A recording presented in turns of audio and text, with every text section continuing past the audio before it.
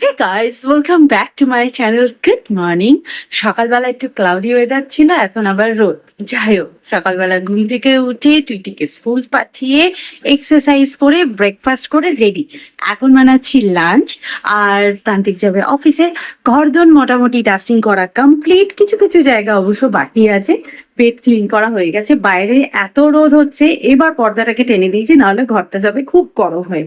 তো যাই হোক, প্রান্তিক গেছে স্নানে, ও স্নান করে এসেই একদম বেরোবে, সেই জন্য আমাকে লাঞ্চটা খুব তাড়াতাড়ি প্রিপেয়ার করতে হবে। আর এখনো আমার ভিডিও আপলোড করা হয়, সেই কাজটাও করতে হবে।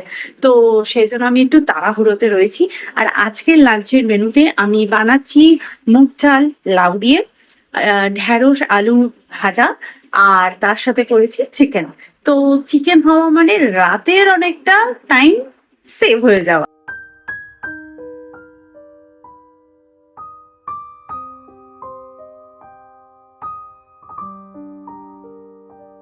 প্রান্তিক গেল এখন অফিসে, আর আমি এখানে বসে ভিডিও আপলোড করছি। ওয়াশিং মেশিন চলছে, ড্রাইং র্যাক রেডি। ও সকালে মানে ওর কাঁচা হলেই ওর কাজ শুরু হবে। যাই হোক, আমি এখন ভিডিওটা আপলোড করে নিই, দেন স্নান করে প্রান্তিক পুজো করে দিয়েছে, ঠাকুর প্রণাম করে তারপরে বসবো আমি আমার কাজের আমার শেষ নেই। ও তার আগে আরো একটা বড় কাজ আছে, ওই যে কিচেনে রান্না করে এসেছি, রান্নাঘরটাকে ক্লিন করতে হবে। সিঙ্ক ভর্তি বাসন রয়েছে, ডিশওয়াশার ভর্তি বাসন, ডিশওয়াশার খালি করতে হবে, দেন আমি ওই বাসনগুলো ঢোকাতে পারবো। তো যাই হোক, ঝটপট করে কাজগুলো করে নিই। না হলে কথা বলতে থাকলে আমি কথা বলেই যাবো, কাজ এদিকে হবে না। আজকে একটু আগেই আমি লাঞ্চ করতে বসে গেলাম, কারণ হচ্ছে টুইটির ঘরে যে ওয়ার্ড্রপটা স্টাক হয়ে গেছিল, আমরা দার্জিলিং বেড়াতে যাওয়ার আগের দিন, ওই জন্য প্যাকিং খুব প্রবলেম হয়েছিল। তো সেই জন্য আমি আমার ইন্টেরিয়ারকে সঙ্গে সঙ্গে ডেকেছিলাম, ও এসে পাল্লাটাকে খুলে দিয়ে এখন খোলাও যায়, ক্লোজ করা যায়, সবই যায়, কিন্তু যে সফট ক্লোজিং ব্যাপারটা ছিল না, সেটাকে ফিটিং করতে একটু সময় লাগে। আর সেদিনকে আমাদের হাতে অত সময় ছিল, কারণ ও কাজ করে গেছে, তারপরে সমস্ত একটু হলেও তো ধুলো টুলো হয়, ক্লিনিং করে নিয়ে আমাকে প্যাকিং করে, বুঝতেই পারছো 5 দিনের জন্য বেরোচ্ছি, কিছু স্ন্যাক্স এটা ওটা রেডি করে নিয়ে বেরোতে হবে। সেজন্য আমি ওই দাদাকে বললাম যে তুমি আজকে এসো, তুমি আরেকদিন পরে এসে কাজ করো। আর ও যেহেতু আমাদেরই অ্যাপার্টমেন্টে অন্য ব্লকে ইন্টেরিয়ারে কাজ করছে, সেই জন্য ও বললো ম্যাডাম আজকে লোক পাঠাবো, স্লাইডারটাকে আর কি ঠিক করে দেবে। আমি বললাম হ্যাঁ পাঠাও। সেই জন্য ভাবলাম আগে লাঞ্চটা করে নি, কারণ ওরা চলে এলে আমাকে তো কাজ দেখাতে হবে।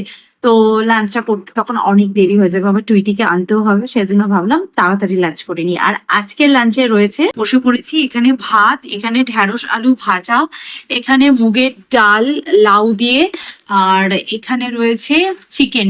যেটুকু লাগবে সেটুকু বাটি করে তুলে এনেছি, কারণ আবার রান্নাঘর থেকে আনাটা মুশকিল হয়ে যাবে, আর জন্য টুইটি এলে যাতে এখান থেকেই খেয়ে নিতে পারে। তো চলো তাড়াতাড়ি করে খেয়ে দিয়ে নিই। আর খিদে এখনো সেভাবে পাইনি, কারণ আমার লাঞ্চ টাইম এখনো হয়নি। তো যাই হোক, খেয়ে নিই, কারণ ও আবার চলে আসবে। তো মিস্ত্রি এখনো এলোই না, আমি তাড়াতাড়ি খেয়ে দিয়ে রেডি হয়েছিলাম। যাকে আমি এখন যাচ্ছি টুইটিকে আনতে।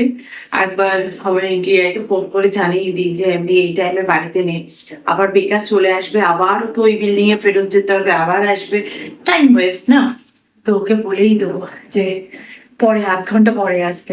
অ্যাকচুয়ালি টুইটিতে বাসটা এক এক সময় না এক এক টাইমে আসে, কোনো সময় যাই চলে আসে, আবার কখন হয় 10 মিনিট দাঁড়িয়ে থাকি তারপরে আসে, ওই জন্য 1/2 ঘন্টা পরেই আসতে বলবো। গুড ইভিনিং এভরিওয়ান, এখন যাচ্ছি টুইটিকে দিতে। টুইটি ব্ল্যাক অ্যান্ড হোয়াইট, আর আমি বেজ অ্যান্ড ব্ল্যাক, নাকি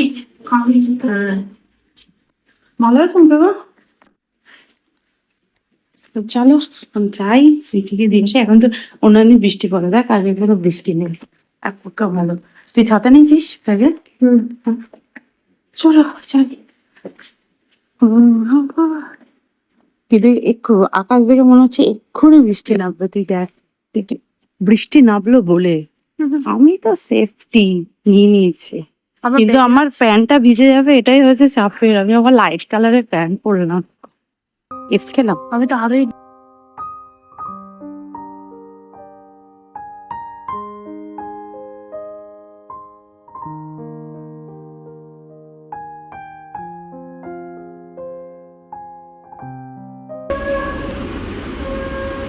কার বাড়িতে সন্ধে দিচ্ছে, শঙ্খের আওয়াজ পাচ্ছি। আজকে আমি এই জায়গাটা নামিয়ে একটু ক্লিন করেছিলাম, টবের গা গুলো সব সুন্দর করে মুছে দিয়েছি।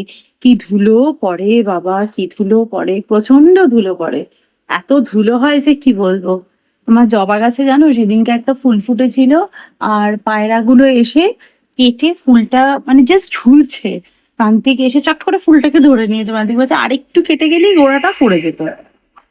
যাই হোক, জবা গাছে একটা খুব প্রবলেম হয়, ওই যে সাদা সাদা একটা পোকা হয় না, ওই পোকাটা হলে জবা গাছ বাঁচানো খুব মুশকিল হয়। আমার মায়ের বাড়িতে বড় বড় জবা গাছ আছে, মানে মায়ের বাড়িতে জবা গাছটাতে একসাথে 23টা 25টা করে ফুল হয়, মানে বুঝতেই পারছো কত বড় জবাটা।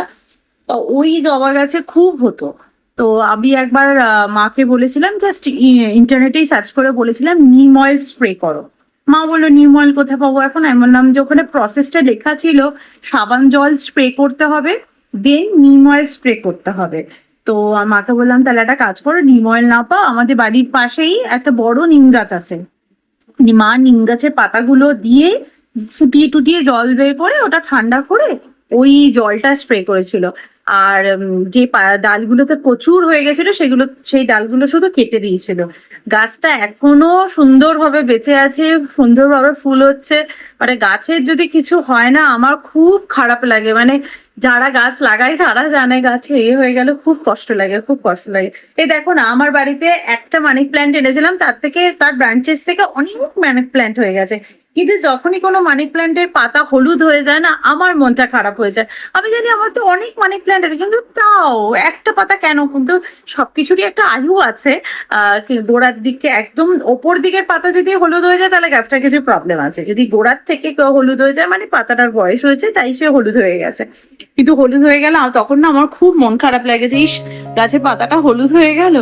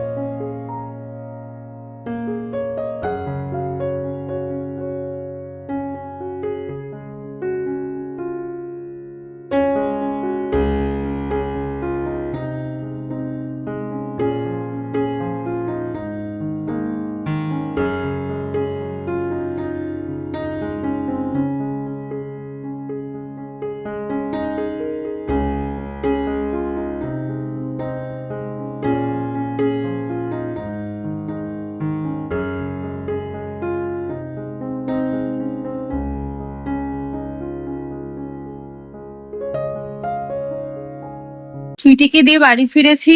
আর আজকে আমার বললাম না ওই ওরা মিস্ত্রিগুলো আসবে বলে আমি সবকিছু তাড়াতাড়ি করে নিয়েছি, আর সেই জন্য আমার অফিসের কাজও তাড়াতাড়ি মিটে গেছে। আর লোকগুলো এসেও ছিল, আসার পর ওরা বলল যে এটা একটা কি মেশিন লাগবে, সেই মেশিনটা ওরা নিয়ে আসেনি। তো বললো ম্যাডাম কালকে নিয়ে আসবো, আবার যাবো আবার আসবো। আমি বলছি, ঠিক আছে কালকে এসো, অসুবিধা নেই। ওই ফাঁকে আমার অন্তত তাড়াতাড়ি কাজ ফাজ মিটে যাবে। তো টুইটিকে দিয়ে এসে আমি একটু চাটা খাচ্ছিলাম আর একটু বসে টিভি দেখছিলাম। তার আগে অবশ্য বন্ধুদের সাথে একটু গল্প করছিলাম। চাটা যেহেতু আজকে তাড়াতাড়ি হয়ে গেছে ভাবলাম যে গল্পটা একটু তাড়াতাড়ি করি, শুরু করি আর কি। তো ওদের এখন এক্সারসাইজ ক্লাস চলবে বলে আমি এখন একটু বন্ধ করলাম, আবার পরে গল্প করব।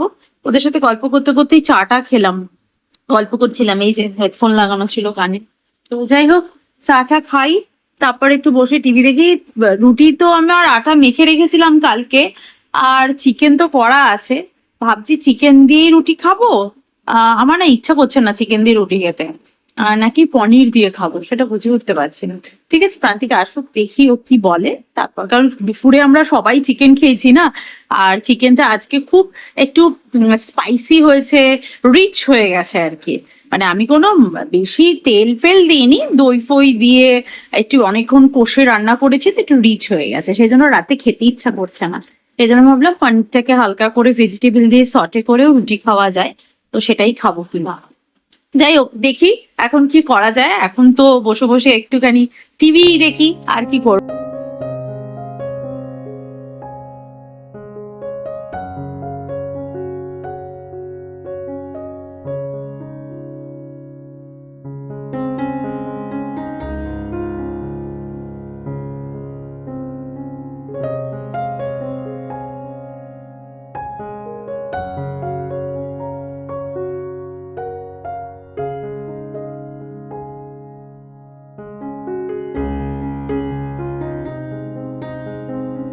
এখানে আমার স্যালাড কাটা রেডি, এখানে রুটি রেডি, আর এখানে পনির আর ভেজিটেবল দিয়ে ফ্রাই রেডি, আর আমি ওপর দিয়ে একটু চিলি ফ্লেক্স দিয়ে দিয়েছি।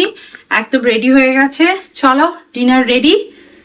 এবার জাস্ট টুইটি এলেই আমি খাবারটা সার্ভ করে দেবো। এখানে একটু চাপা দেওয়া থাক। আর আমার তো রুটিগুলো আমি রান্না করেই খেয়ে নি, ওই জন্য আমি হটপটে রাখি না। আর হটপটে রাখলে না কেমন একটা সগি সগি হয়ে যায়।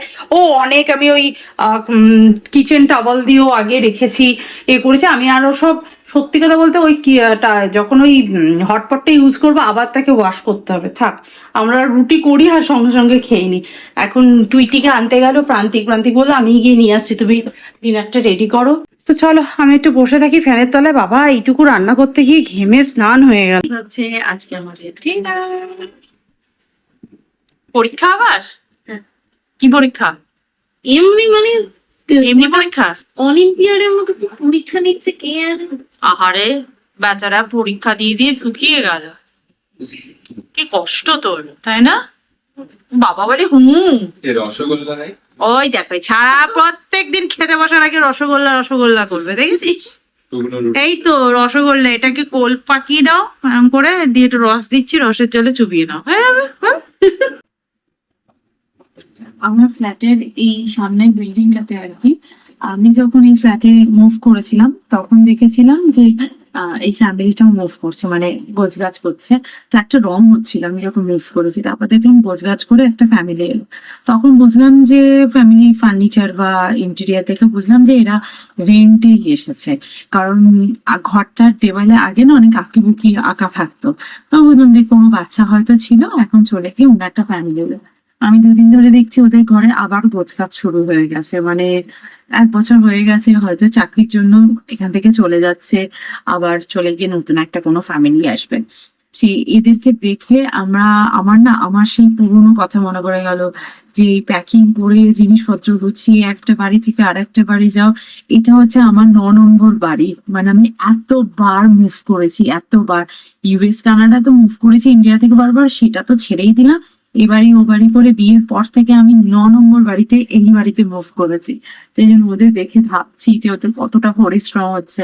ওদের বাচ্চা কাছে নেই, কিন্তু আমি বাচ্চা নিয়ে মুভ করেছি 4-5 বার মতন, কিন্তু এছাড়াও আমি এতবার মুভ করেছি, ভাবলেই ভীষণ অবাক লাগে। আমার এখন ডিনার করা হয়ে গেছে, একটু স্কিন কেয়ার করবো, ব্রাশও করে এলাম, স্কিন কেয়ার করবো, দেন ঘুমাতে যাব। কারণ কালকে আবার টুইটি যথারীতি স্কুল আছে, অফিস আছে, তো তাড়াতাড়ি ঘুমাতেই হবে। তো চলো আজকের ভিডিওটা তাহলে এখানেই এন্ড করছি, দেখা করবো নেক্সট ভিডিওতে। ততক্ষণের জন্য তোমরা খুব ভালো থেকো, সুস্থ থেকো, আর লাইফটাকে এনজয় করো। Bye, see you in next video, by.